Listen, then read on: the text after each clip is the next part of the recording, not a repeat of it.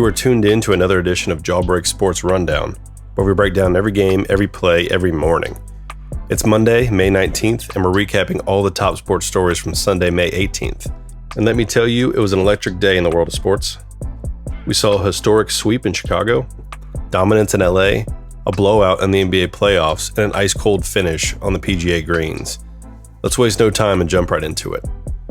Let's kick things off on the diamond, where some teams are making it real clear they're not just here to compete, they're here to take over. Starting in the Windy City, the Chicago Cubs wrapped up a 3-game sweep of the White Sox with a 6-2 win at Guaranteed Rate Field. Pete Crow Armstrong went off again.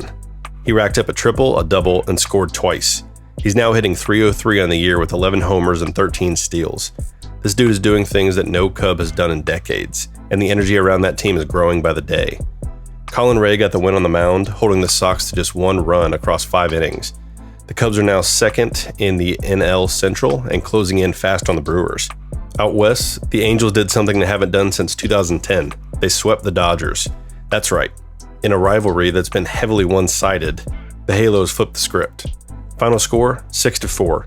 The hero, Travis d'Arnaud, who crushed a solo bomb in the top of the 8th to break a 4-4 tie. The Dodgers tried to rally in the 9th, but closer Carlos Estevez slammed that door shut. That's 3 in a row against our big brothers across town, and it's the first time the Angels have swept the Freeway Series in 15 years. Meanwhile, up north in Toronto, the Detroit Tigers keep doing Detroit Tigers things, grinding, winning, and staying atop the league.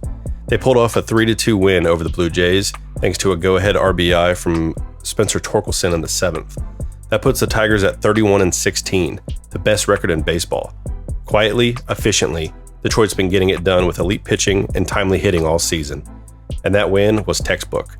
If you're not paying attention yet, I would start.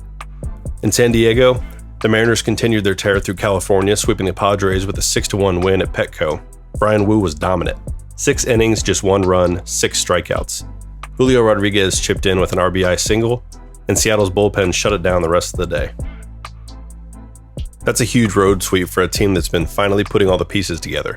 Mariners fans, you've got a lot to be excited about. And lastly, the Braves lit up the Red Sox in Boston, winning 10-4 behind a breakout performance from catcher Drake Baldwin.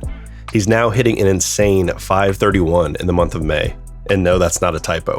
.531. The kid can rake, and Atlanta just keeps proving why they have the deepest lineup in the National League. Now let's pivot to the hardwood, and if you watch Game 7 between the Thunder and the Nuggets, you know this wasn't just a win, it was a statement.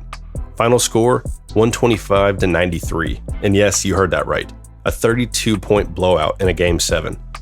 The Oklahoma City Thunder are officially back. After years of rebuilding, retooling, and betting big on draft capital, they're heading to their first Western Conference Finals since 2016. SGA once again led the way with 35 points and did it with absolute calm and control. He dictated the pace, hit mid-range daggers, and played tough on both ends. He played every bit like the future MVP candidate many think he is. Jalen Williams added 22 and Chet Holmgren had a quiet 14, but his rim protection helped slow down Jokic and stop Denver's interior attack cold. Speaking of Jokic, it was a rough night for the reigning MVP. Just 18 points and a -27 in the box score. That Thunder defense was swarming, forcing turnovers, and pushing the pace all night. The Thunder sent them home and made it look easy doing it. Next up, a showdown with the Minnesota Timberwolves in what might be the freshest, most exciting Western Conference Finals we've seen in years. 2 young squads, 2 elite defenses, and 2 of the game's biggest rising stars in SGA and Anthony Edwards. And finally, let's head to Quail Hollow, where the 2025 PGA Championship wrapped up in dramatic fashion. Scotty Scheffler, folks, he's now a 3-time major champion. He came into Sunday with a 3-shot lead, but stumbled early, giving it all back on the front 9. The pressure was building. The field was creeping. McIlroy, Hovland, Morikawa, all within striking distance. But Scheffler didn't flinch. He birdied 12, 14, and 16 to pull away, finishing the round at 68 and the tournament at 11 under par. He wins it by 5 strokes, ice cold.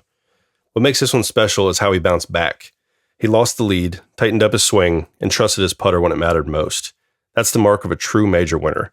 Not just the ability to lead, but to recover when it starts to slip.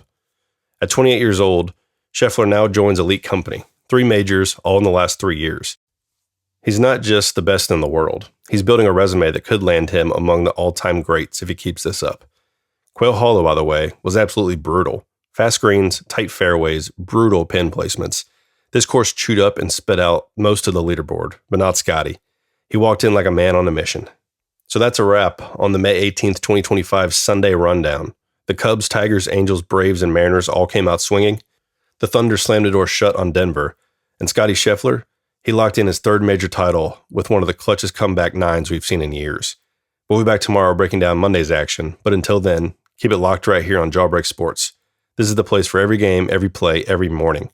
Hit that follow, drop your hot takes, and I'll see y'all bright and early.